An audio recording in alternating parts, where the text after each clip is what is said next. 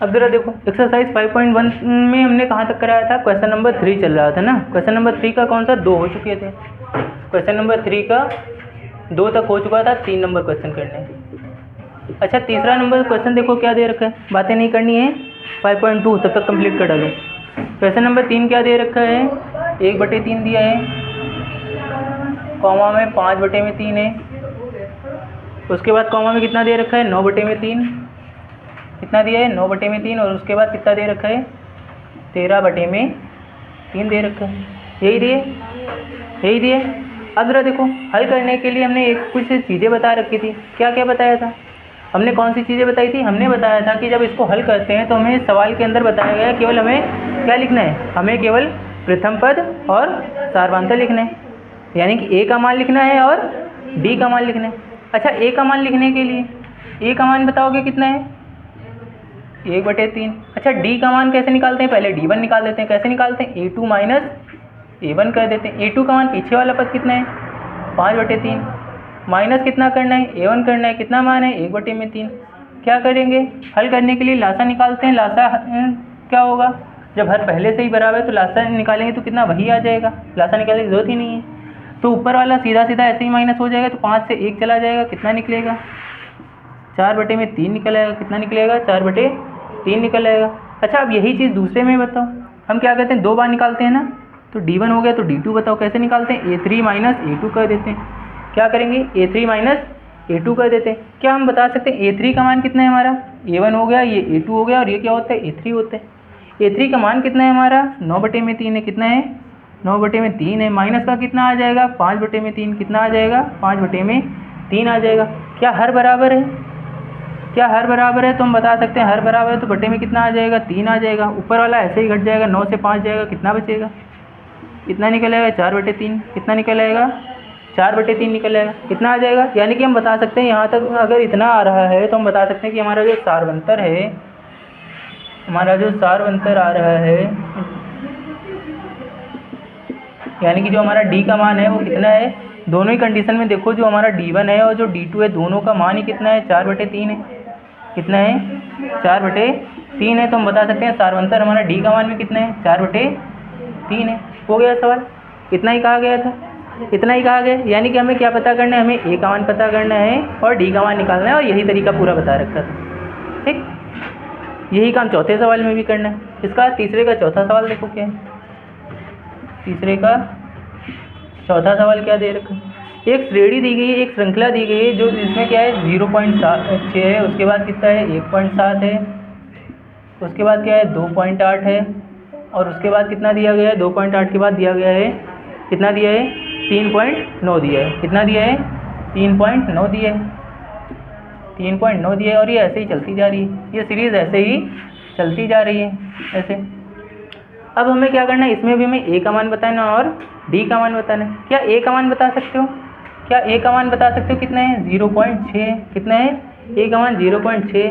अच्छा अगर d1 का मान पूछा जाए कैसे निकालते हैं, a2 माइनस a1 कर देंगे, पीछे वाले से आगे वाले को घटा देंगे, a2 का मान कितना है 1.7 है, माइनस कितना कर देंगे 0.6 कर देंगे। क्या देखो हमने क्या बताया था, दशमलव के बाद वाला जो अंक होता है वो दशमलव के बाद वाले से ही घटता है, तो दशमलव बाद में अंक कितना है 7, 7 से 6 जाएगा, कितना बचेगा 1 बचेगा, दशमलव लगाए लगा दिया, या फिर ऐसे भी ना करना तो सीधा सीधा देखो 17 से 6 घटा दो कितना बचेगा, 17 से 6 घटा दोगे कितना बचेगा 11 बचेगा, लिख दो।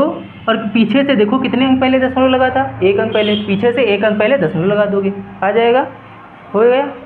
अब इसके बाद d2 का भी मान निकालते हैं, d2 का मान कैसे निकालोगे, a3 माइनस a2 कर देते हैं। a3 का मान बता सकते हो कितना है, a3 का मान कितना है 2.8 है, कितना है 2.8 है, माइनस कर देंगे कितना 1.7।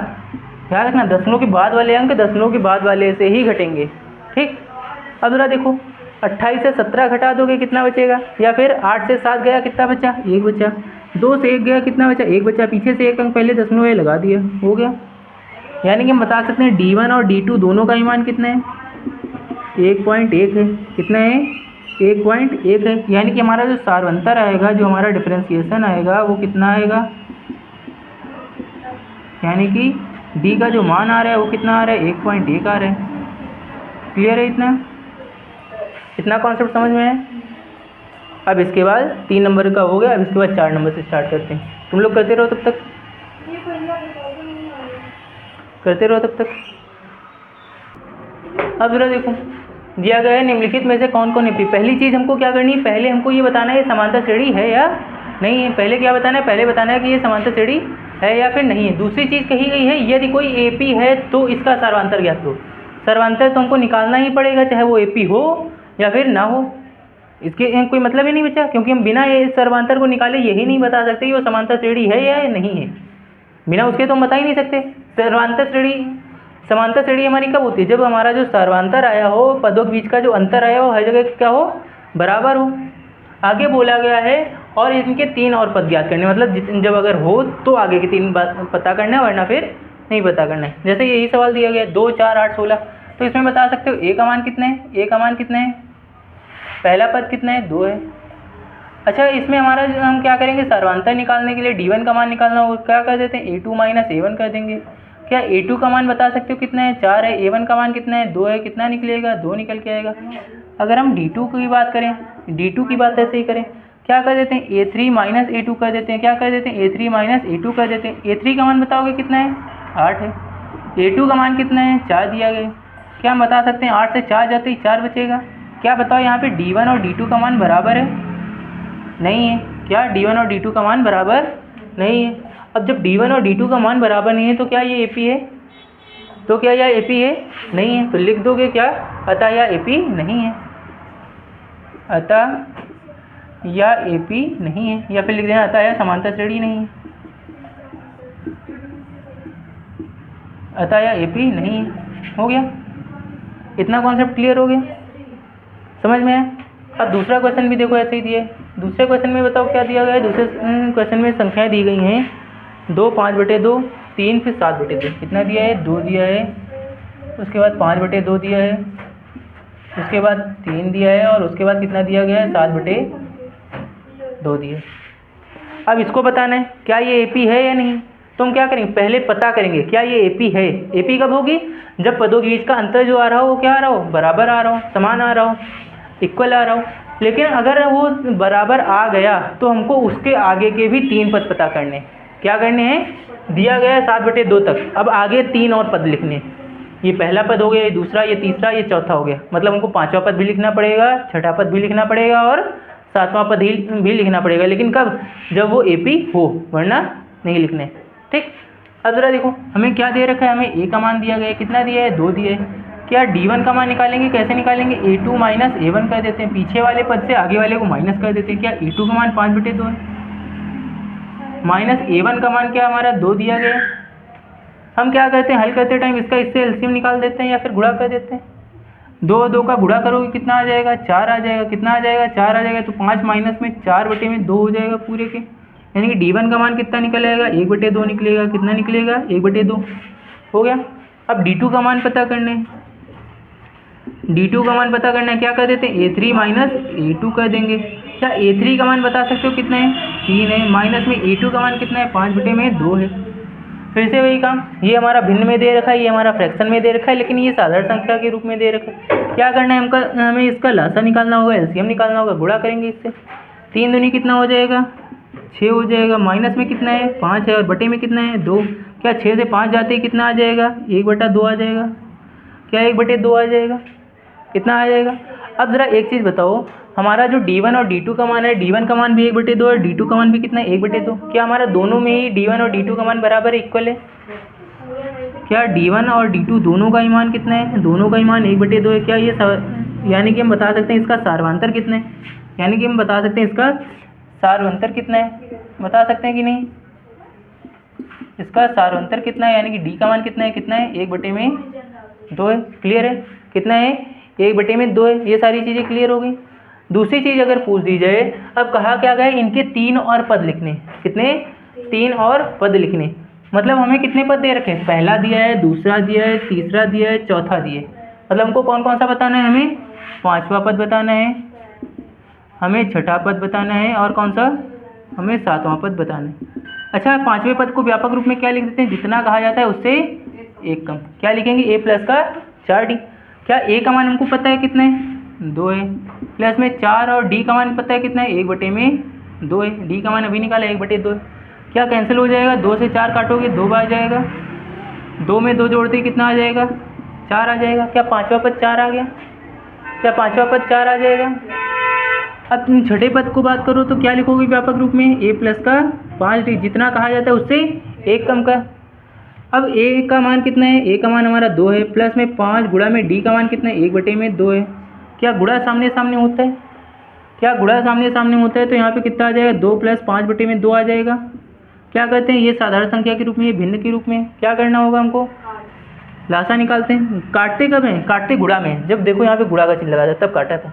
जब प्लस या माइनस का हो तो हमें एलसीएम निकालना पड़ता है, हमें लासा निकालना पड़ता है, या फिर इसका इससे गुणा कर देना। क्या हो जाएगा, 2 दूनी 4 हो जाएगा। कितना हो जाएगा, 2 दूनी 4 हो जाएगा। तो इसको ऐसे लिख सकते हैं, 4 प्लस में 9, 4 प्लस में कितना 5, और बटे में कितना आ जाएगा, पूरे के बटे में कितना आ जाएगा, 2 आ जाएगा। 5 4 कितना हो जाएगा, 9/2।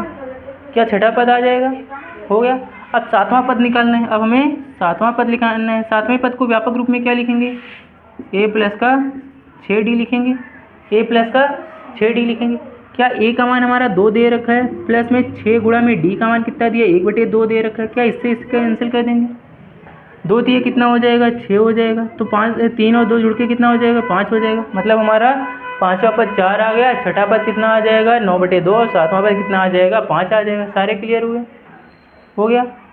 यानी कि हमें क्या करना है, हम a और d को निकालेंगे। अगर समांतर श्रेणी है, अगर AP है तो हमें आगे की 3 पद लिखने हैं, वरना हमको नहीं लिखने हैं। और ज़्यादा अच्छा दिखाने के लिए तो सर्वांतर निकालने के बाद यहाँ पे लिख देना कि यह एक समांतर श्रेणी है, क्योंकि इसमें पदों के बीच का अंतर क्या है, बराबर है।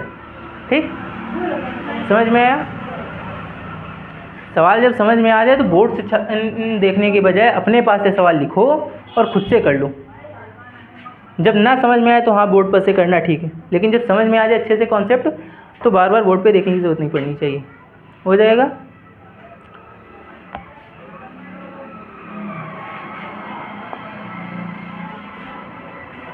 अब जरा देखो,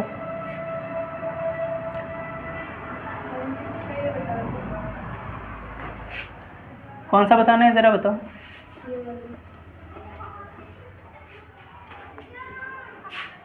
बता रहे हैं, देखो 2 हो चुके हैं। तीसरा सवाल देखो, कितना दे रखा है, माइनस का 1.2 दिया है, माइनस का 3.2 दिया है, माइनस का 5.2 दिया है, और उसके बाद माइनस का 7.2 दिया है।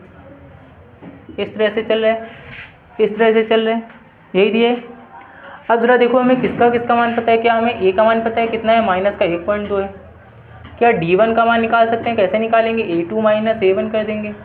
क्या a2 का मान हमारा माइनस का 3.2 है, माइनस a1 का मान माइनस का 1.2 है। ये माइनस और ये माइनस मिलके क्या हो जाएगा, प्लस हो जाएगा। तो माइनस का 3.2 प्लस का 1.2। अच्छा, माइनस प्लस क्या होता है, माइनस प्लस माइनस हो जाता है, माइनस प्लस क्या होता है, माइनस प्लस माइनस हो जाता है। मतलब क्या होगा, घटेगा। क्या होगा, घटेगा। और जब घटेगा तो एक चीज़ बताओ, चिन्ह किसका आएगा, बड़ी संख्या का आएगा या छोटी संख्या का। चिन्ह बड़ी संख्या का आएगा तो माइनस का ही आएगा, क्योंकि 3.2 जो है वो क्या है, बड़ा है, तो माइनस का आएगा। अच्छा देखो, 2 से 2 जाएगा, कितना बचेगा, 0, दसवीं के बाद आया, दसवीं के बाद घट गया। 3 से 1 घटेगा, कितना बचेगा, 2 बचेगा। मतलब कितना आ गया, d1 का मान माइनस का 2.0, कितना, माइनस का 2.0, या फिर केवल माइनस का 2 कह सकते हो। ठीक, अब जरा देखो, पॉइंट के बाद 0 होने का कोई मतलब नहीं होता है, तो उसकी टेंशन न लेना। 2.0 लिखा मिले या केवल माइनस का 2 लिखा मिले, कोई अंतर नहीं है। ठीक, अब d2 का मान निकालना है। d2 का मान कैसे निकालोगे, a3 माइनस a2 कर देंगे। क्या कर देंगे, a3 माइनस a2 कर देंगे। क्या a3 का मान हमको पता है कितना है, माइनस का 5.2 है। कितना है, माइनस का 5.2। माइनस का a2 का मान पता है कितना है, माइनस का 3.2 है। कितना है, माइनस का 3.2 है। क्या ये माइनस और ये माइनस मिलके प्लस हो जाएगा, माइनस का 5.2 और प्लस का कितना आ जाएगा, 3.2। क्या माइनस प्लस हल करेंगे, फिर से देखो, 2 से 2 जाएगा, 0 बचेगा। 5 से 3 जाती है, कितना बचेगा, 2 बचेगा। कितना बचेगा, 2 बचेगा। 2.0 आ जाएगा। चिन्ह बड़ी संख्या का आएगा तो माइनस का आ जाएगा। क्या हमारा d1 और d2 का मान जो है वो बराबर है। क्या d1 और d2 का दोनों का ही मान माइनस का 2.0 है, दोनों का मान बराबर है। जब दोनों का ही मान बराबर है तो हम सार्वंतर बता सकते हैं। सार्वंतर हमारा कितना दिया गया है, हमारा सार्वंतर कितना दिया गया है, हमारा सार्वंतर देखो ज़रा, हमारा सारवंतर देखो ज़रा डी का मान कितना दिया है, कितना है माइनस का 2.0 है। यानी कि ये क्या है, ये हमारी इसमें जो पदों के बीच का जो अंतर है वो आपस में बराबर है, यानी कि ये क्या है, ये हमारी एपी। अब अगर एपी है तो हमें क्या करनी, आगे के 3 पद और पता करने, यही तो कहा गया है। तो लिख दो अतः यह एपी है, अतः यह एपी है। अब एपी है तो हमें आगे के 3 पद पता करने। अच्छा कितने पद दे रखे हैं, पहला, दूसरा, तीसरा, चौथा पद दे रखे, मतलब हमको क्या पता करना है, हमें 5वां पद चाहिए, 6ठा पद चाहिए और 7वां पद चाहिए। निकाल सकते हैं आप।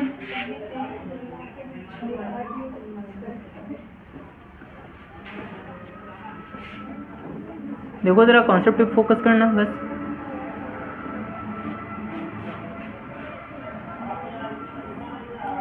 हमारा 5वां पद पता करना है, 6ठा पद पता करना है और 7वां पद पता करना है, यही 3 पद पता करने हैं।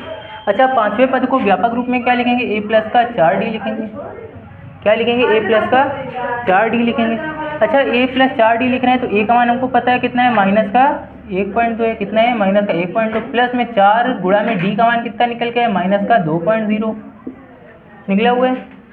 क्या ये माइनस और ये प्लस माइनस हो जाएगा, 1.2 और माइनस प्लस क्या हो जाएगा, माइनस हो जाएगा। 4 दूनी कितना हो जाता है, 8 हो जाता है। 4 दूनी कितना हो जाता है, 8 हो जाता है। अब चाहो तो दसवें के बाद 0 लिखो, चाहे ना लिखो, कोई अंतर नहीं पड़ने वाला। ठीक, अब जरा देखो ये भी माइनस का और ये भी माइनस का, माइनस माइनस क्या हो जाता है, प्लस हो जाता है, मतलब जुड़ जाएगा। मतलब क्या, जुड़ जाएगा। तो पॉइंट के बाद 0 में 2 जोड़ोगे 2 ही रहेगा। आगे 8 है, कितना हो जाएगा, 9 हो जाएगा। 10 दोनों में से क्या, दोनों ही माइनस के हैं, तो बड़ी संख्या या छोटी संख्या देखने की ज़रूरत ही नहीं है। चिन्ह बड़ी संख्या का आता है, जब दोनों ही माइनस है तो कोई ना कोई तो बड़ी होगी। तो क्या आ जाएगा, माइनस का ही तो आएगा। बड़ी संख्या क्या है, 8.0 है। हो गया, 5वां पद निकल है। क्या 6ठा पद हम लिख सकते हैं, a प्लस का 5d लिख देंगे। क्या लिखोगे, a प्लस 5d। a का मान कितना है, a का मान माइनस का 1.2 है, प्लस का 5 गुणा में d का मान कितना है, माइनस का 2.0 है। क्या हल करोगे तो माइनस का 1.2 और ये माइनस प्लस माइनस हो जाएगा, 5 दूनी कितना हो जाएगा, 10 हो जाएगा। कितना आ जाएगा, 10.0 आ जाएगा। क्या 10 और 1 मिलके 11.2 हो जाएंगे, माइनस का 11.2 आ जाएगा। हो गया। ऐसे ही 7वां पद निकाल लोगे, हो जाएगा। इसी तरह से क्या बाकी आगे के सारे सवाल कर लोगे। आगे के सारे सवाल अगर घर से कर लो तो हम जो नहीं आएंगे वो हम बता देंगे, बाकी हम 5.2 स्टार्ट करें। कर लोगे तो आगे के सारे सवाल कर लेना, जो ना आए वो हमें बता देना तो हम वो बता देंगे। ठीक, 5.2 स्टार्ट कीजिए।